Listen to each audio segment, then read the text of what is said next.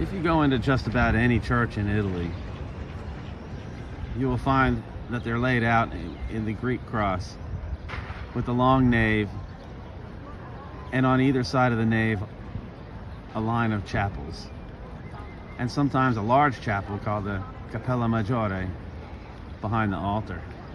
The Santa Maria Novella follows that plan.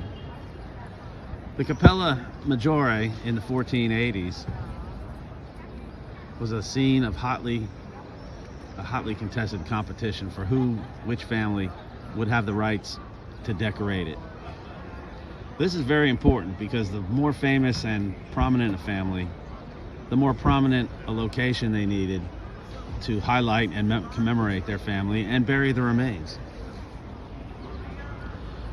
Inside the Santa Maria Novella, there is a Capella Maggiore, and there was a competition between three families: the Ricci family, the Sassidi family, Francesco Sassidi, and the Tornabuoni family, headed by Giovanni Tornabuoni. The Ricci family originally had the rights in the 1300s. They were a prominent banking family, but they fell into bankruptcy and became reduced in numbers by the time the 1480s rolled around. They had originally frescoed the chapel, but had not done any maintenance, and the frescoes had fallen into disrepair. They commissioned the window we see in the facade, which they thought helped them maintain the rights to the chapel. But they had a tenuous hold on that claim. Francesco Sassidi had the rights to decorate the altar, and his claim was that since he had the rights to decorate the altar, he also had the rights to decorate the chapel.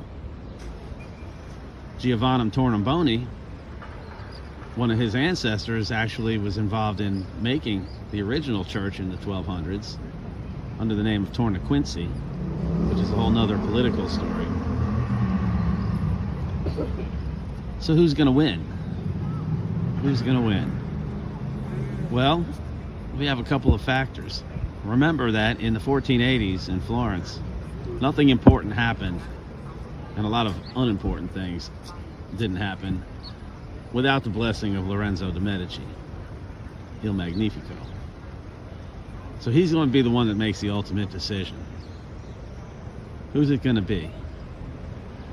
The Ricci's were finally bought out,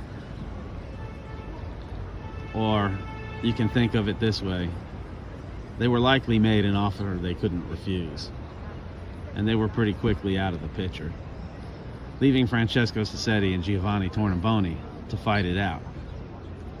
Now recall that both Francesco and Giovanni were lifelong members of the Medici Bank, employed by Cosimo, Piero, and Lorenzo. So both were high-ranking officials. Francesco Sassidi being the general manager in Florence, and Giovanni Tornabuoni the manager of the Rome branch. So they're kind of even there. Sassidi had already decorated the chapel in the Santa Trinita named after him, and he spent a lot of his money doing so. Ghirlandaio was by far at the time the most famous and sought after artist, which also then comes with a hefty price tag. So Sassidi spent a lot of his money decorating that chapel in the early 1480s. Also, the patron saint of the Sassidi family was St. Francis of Assisi, which fit in real nicely with the Santa Trinita, which also has St. Francis as its patron saint.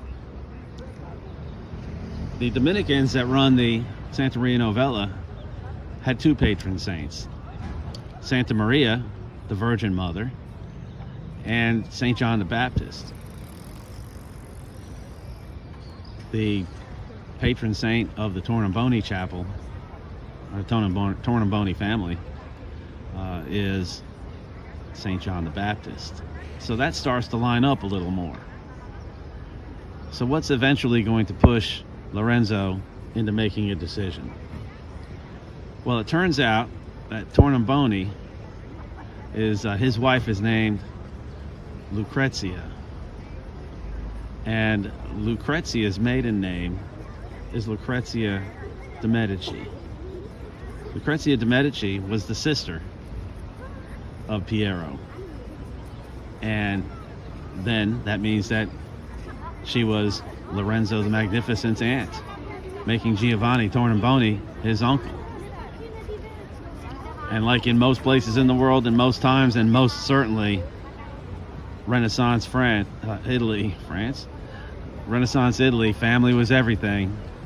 Giovanni Tornabuoni wins the competition.